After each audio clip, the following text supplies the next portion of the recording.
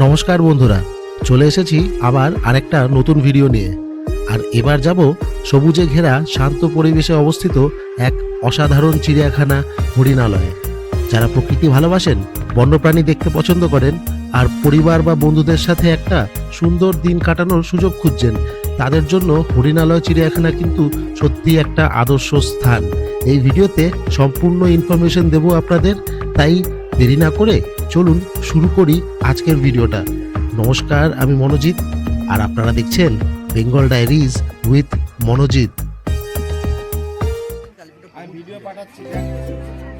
বছর কয়েক হলো এই হরিণালয়া ডিয়ার পার্ক কলকাতার দ্বিতীয় চিড়িয়াখানা হিসাবে বেশ পপুলার হয়ে উঠেছে। সাধারণ সময়ে বছরে 10টা থেকে সন্ধ্যে 6টা অবধি খোলা থাকে, তবে শীতের সময় কিন্তু 9:30 থেকে বিকেল 5টা বা 5:30টার মধ্যে এটি বন্ধ হয়ে যায়। আমরা চলে এসেছি এখন হরিণালয়ে। ইকো পার্কের 4 নম্বর গেট 5 নম্বর গেট পার করি বাহাতে একটা গলির ভিতরে, দ্বিতীয় চিড়িয়াখানা কলকাতার।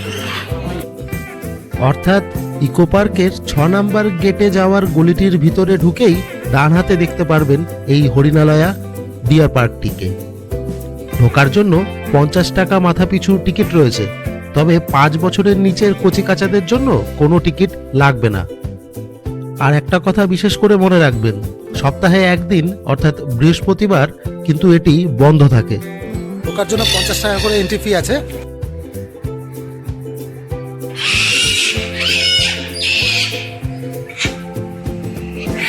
শুরুর দিকে এখানে শুধুমাত্র কিছু হরিণই রাখা ছিল, তবে বিগত বছরগুলিতে এখানে বিভিন্ন ধরনের আরও হরিণ, জেব্রা, জিরাফ, হিপোপটেমাস এবং কিছু পাখি, কুমির ও বাদরের প্রজাতির অন্তর্ভুক্তি করানো হয়েছে।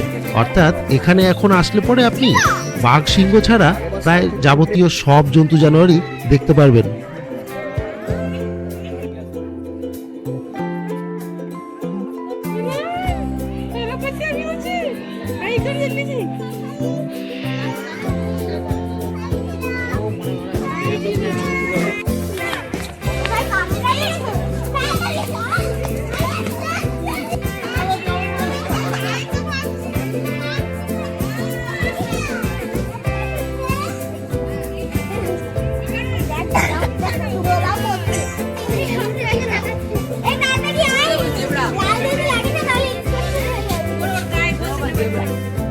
বর্তমানে জায়গাটি ওয়েস্ট বেঙ্গল জু অথরিটির তত্ত্বাবধানে রয়েছে।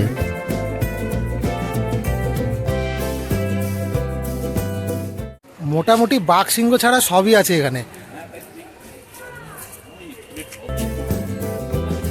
সম্প্রতি খবর এসেছে এখানে শীঘ্রই বাঘ এবং সিংহের অন্তর্ভুক্তিও করানো হবে।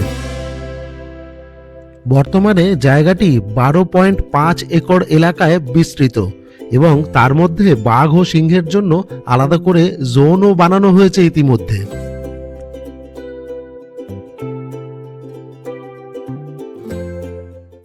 জলহস্তি রোদ পোয়াচ্ছে। এখানকার পরিবেশটা কিন্তু খুবই সুন্দর এবং সবুজে ঘেরা।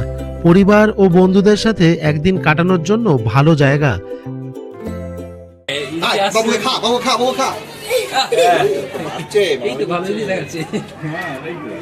দেখিয়ে দিল যে আমরা সত্যি দেখিয়ে ক্যা খুখার দরিন্দে।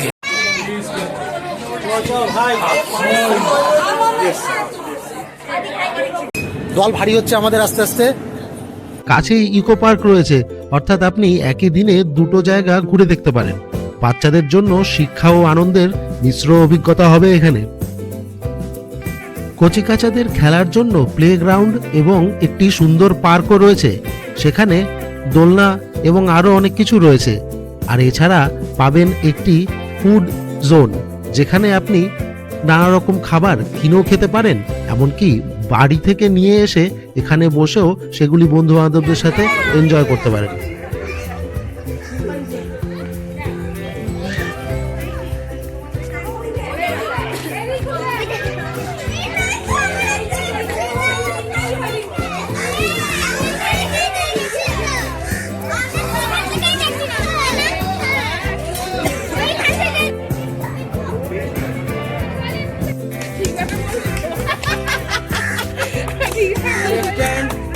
ব্লক কি বল এই যে বার্কিং ডিয়ার, বাঘ কাছে থাকলে ডাকে না মালগুলো।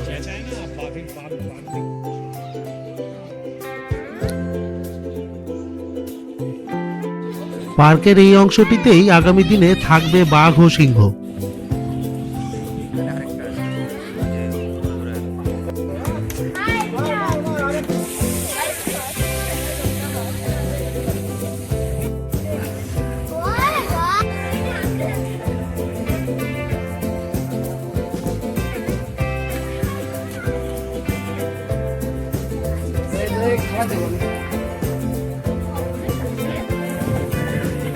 মায়েরা খাবার দিচ্ছি আমি, এই আমি খাবার দিচ্ছি।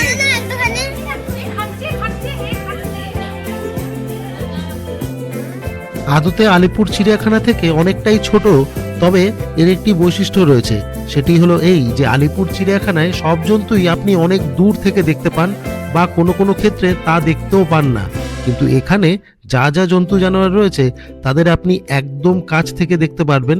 এমনকি এরকমভাবে চাইলে হরিণকে খাবারও খাওয়াতে পারেন, অর্থাৎ সবকিছু একদম কাছ থেকে এবং স্পষ্ট দেখা যায়, আর তাও একটি অল্প ছোট্ট বেশ সাজানো গোছানো জায়গার মধ্যে। তবে একটা রিকোয়েস্ট করব যে এই ভিডিওতে যেভাবে হরিণকে খাবার খাওয়াতে দেখলেন সেভাবে কিন্তু আপনারা চেষ্টা করবেন না, কারণ জায়গায় জায়গায় কিন্তু বিজ্ঞপ্তি রয়েছে জন্তু জানোয়ারদের খাবার না খাওয়াতে। এক্ষেত্রে জন্তু জানোয়ারদের স্বাস্থ্যের ক্ষতিও হতে পারে, তাই এই কথাটা মাথায় রাখবেন। সব মিলিয়ে এই ছুটির মরশুমে কচিকাচাদের নিয়ে কোথাও ঘুরতে যাওয়ার পরিকল্পনা করলে এই জায়গাটি কিন্তু আপনাদের জন্য বেস্ট বন্ধুরা। কেমন লাগলো ভিডিওটি জানাবেন অবশ্যই। ভালো লাগলে লাইক, শেয়ার এবং সাবস্ক্রাইব করুন। দেখা হচ্ছে আপনাদের সাথে আবার পরের ভিডিও।